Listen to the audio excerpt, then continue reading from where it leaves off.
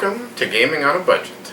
Today we bring you Firefly, the game, as well as Firefly's first full expansion, Blue Sun, as well as Firefly's second full expansion, Kalidasa.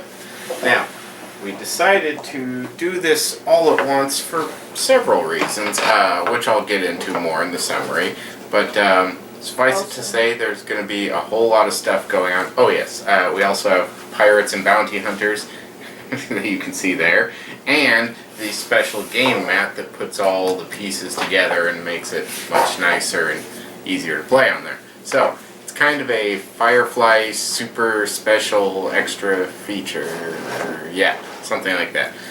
If I knew how to add little fireworky graphics or something, I totally would, but I don't. So, imagine them.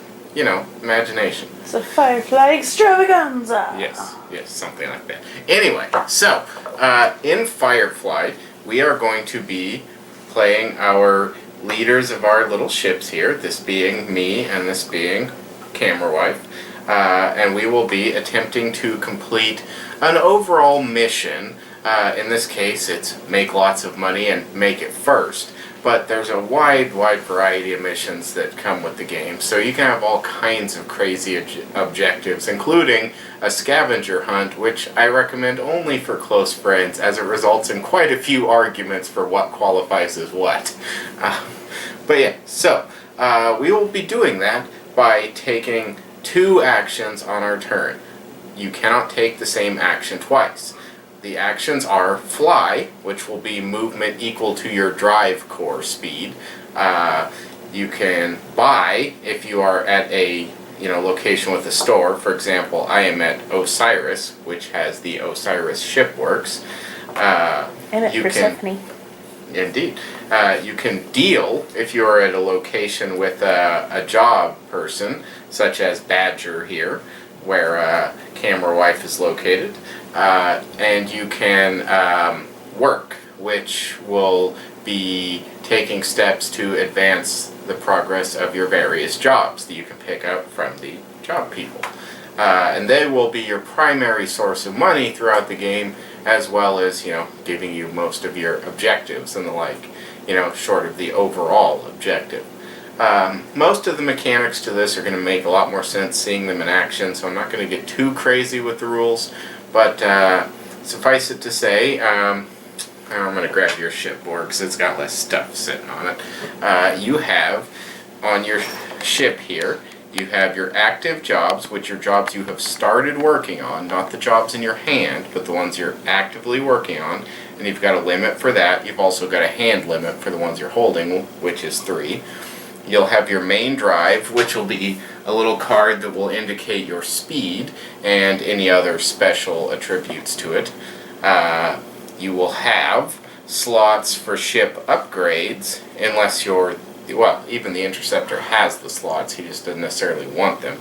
But, and then you have a crew capacity, which is how many people you can, carry around on your ship with you to utilize for their special abilities and such. You will also, ideally, have fuel, which is these little gold pieces here, which you will need for activating a full burn, which is moving your movement speed. Otherwise, you're moseying, which is only 1 space. And you will ideally also have parts, which you will need to respond to the various disasters that happen moving around in space.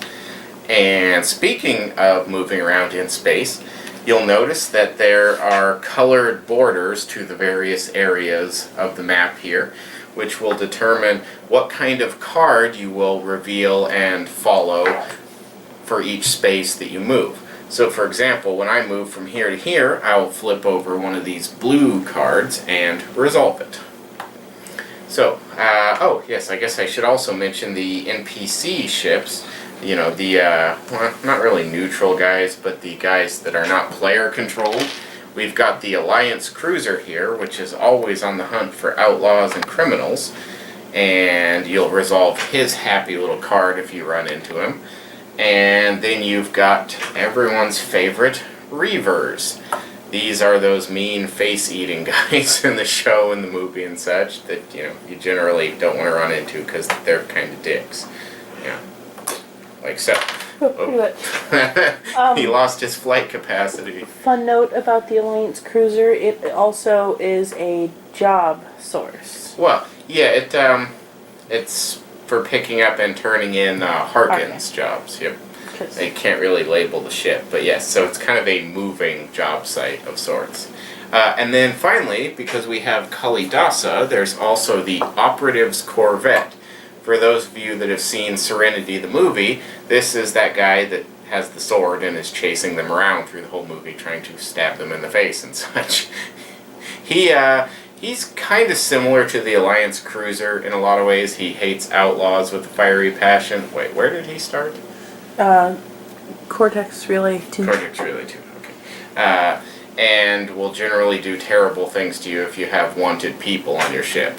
He also can chase away the Reapers. Oh, yeah, that's true. So he has his upsides to him for sure, chasing away the face eaters and all, which is nice. And thanks to, I think it was Kalidasa that added it, the face eaters now, or was it Blue Sun or Kalidasa?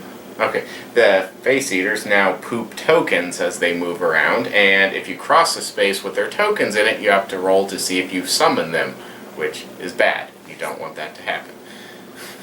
Poop tokens. Anyway. Technically, they're called alert tokens. Yeah, whatever. They poop them out as they travel. I figure they're like hamsters. And they can accumulate if that lever goes through the space. You can stack them. It makes it more likely to summon them. So, that's probably enough preamble, so let's get on over to the regular amble and show you the game.